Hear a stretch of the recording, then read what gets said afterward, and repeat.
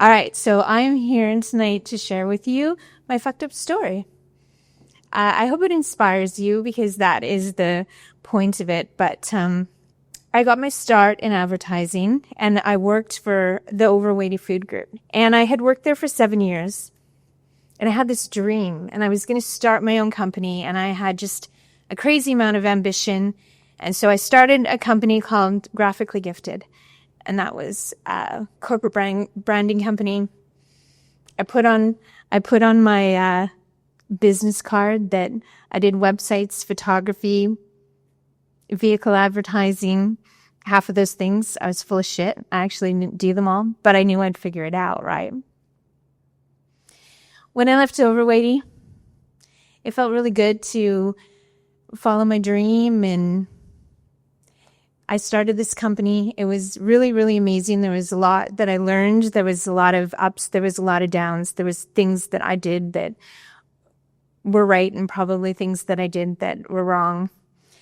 But I built this company. It was my baby and I put everything into it. And all of you are business owners, so you understand how all of that works, right? You put your heart, you put your soul, and it becomes who you are. It almost defines you. Yeah, so I put my heart and soul into everything, and I was doing so good. I was making $30,000 to $40,000 a month. I was pulling in my company, so things were going amazingly well.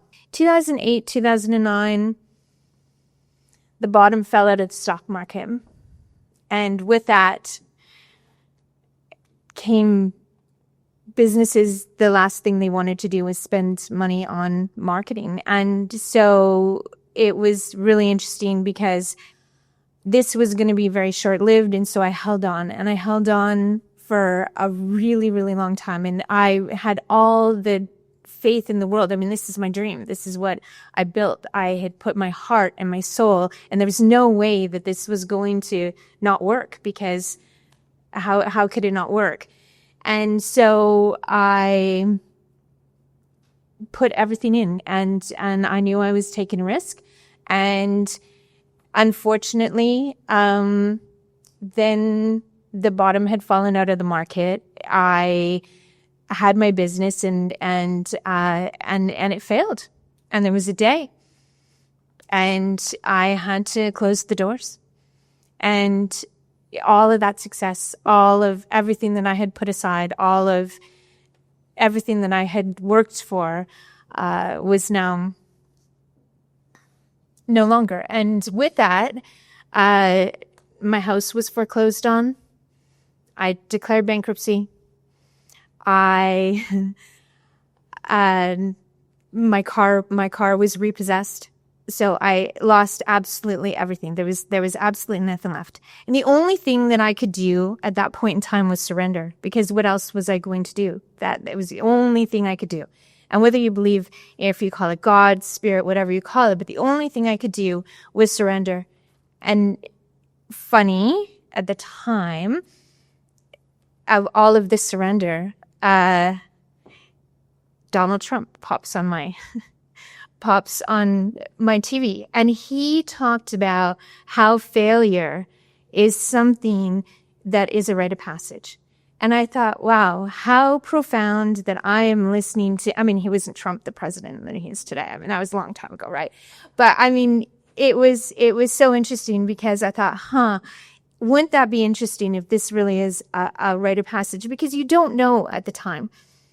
So I packed everything I could pack into a borrowed vehicle, left everything behind, and I drove up to Kelowna. No idea what was in front of me. No idea what was going to happen. I was jobless. I was homeless. And I was homesick, because the home that I had raised my children in was now gone. And so the only thing I could do was just hold on and hope that there was something more on the horizon. And I think it's interesting, because being at that spot, I think that's when a lot of us give up. And I think that's a lot of when people, I felt like jumping off the bridge a couple times. I'm not going to lie. What are you going to do? I have no home. I have no job. I can't find a job. Moving to Kelowna was the worst thing I could do, because not only was the economic times tough, but then you go to Kelowna and it's a really small job market. So that was even harder, right? I was always one to give, but I was never really one to receive. It was really interesting because when I was trying to get myself back up and going, people were donating me dishes. They were giving me blankets. They were helping me with furniture. I had nothing. I had absolutely nothing. So it's interesting because that nothing, I remember, I have to tell you this one. So I had to give the car back that I borrowed to get up to Kelowna. So I had no car left. And that's scary because that's security. And like, what the hell are you going to do if you don't have a car? What the hell are you going to do if you don't have a house? What the hell do you do when you don't have a job and you can't find a job, right? So I remember the day that I had to take a bus. And I was like walking to the bus and I was like, God, we're going to have a conversation, because me taking a bus? Are you fucking serious? Really? I have come to this point in my life where I need to take a fucking bus. I'm not a bus taker. At the time I wasn't anyways. And I probably had a lot of ego, but what that did is I actually didn't take the bus. I went and got myself a bicycle. And I started riding to work. And I was like doing like 15K a day. And I got in rip-roaring shape. Fell into an amazing job. I started working with the Boys and Girls Club in Kelowna. All these people were reaching out. They were helping me. And I was rebuilding. I was doing it. And then I actually fell into real estate marketing, and I found that I really loved it, and I found my dream job, and started rebuilding from nothing. And I wouldn't want to go through it again. But I'm so happy that I went through it, because I really feel like it has completely shaped the person that I am today. All the ego that I may have had, all of who I might have been, the bad goes from you, and you learn a hell of a lot about yourself. And I think today the landscape is a lot similar to the time in 2008, 2009, when I was really struggling, and the bottom fell out of the market. It had nothing to do with what I did or didn't do. I mean, did I make mistakes? Of course I did, right? But it really had to do with the market. And I think today we're seeing that same sort of landscape. So fast forward to today. I am the director of marketing for one of the largest real estate developers in Western Canada. I work on projects here in Langley. We build billion-dollar, we work in billions of dollars. And I built myself up. And it's so interesting, because if I had given up, if I had thought that at that time when everything was I had nothing left, if I didn't keep the fight, if I didn't keep going, look at what I would have missed out on. So it's a bit of a fucked up story. But I hope it's inspiring. And so thank you for listening. Thank you. Did you go to Kelowna? That's kind of interesting. A girlfriend of mine, she invited me to come up to Kelowna, and I thought, well, why not? And I always wanted to live there. I think it's God's country. It's really beautiful, and it was an amazing place to heal. And it's one of those places now that I go back and I drive through, and I'm thinking, the only thing in that entire 4 years that I lived there was only happiness. It was amazing. Yeah, it's a good place to heal. Yeah.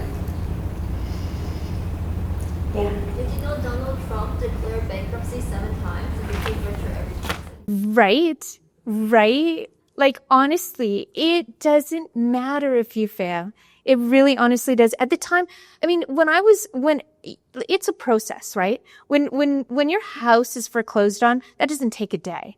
I remember waking up in the middle of the night and just being so afraid and just wanting to vomit and just like, how am I going to come back from this?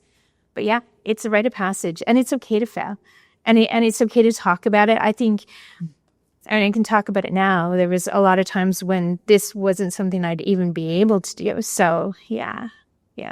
So thank you for the invitation. Yeah. When it's from that awful experience, you're like, it doesn't feel great, and you make it over to Kelowna. What was the point in your mind when shift and you're like, things are happening, it's working out for me finally? What was that shift for you? I think it was getting the job in real estate and getting back on my feet and finally being able to have my career back. That was really big. But it was interesting because it was a totally different career. I mean, I was still in marketing, but it was real estate, and I fell in love with it. So it was very different in that sense. Yeah. For yourself during those times where you lost the house, you lost everything. Because a lot of people that go through that would want to give up. Yeah. But you clearly didn't. Yeah. What thought were you hanging on to get you through those rough times? All I could say is there is something inherently inside of us that you just got to dig really deep, and there's strength always. It's always there for us. We just have to dig really deep to find that. And I was so determined to rise back up again, whatever that was going to look like. But that wasn't, I mean, that again is not a process. Was I depressed and hurt? Yeah.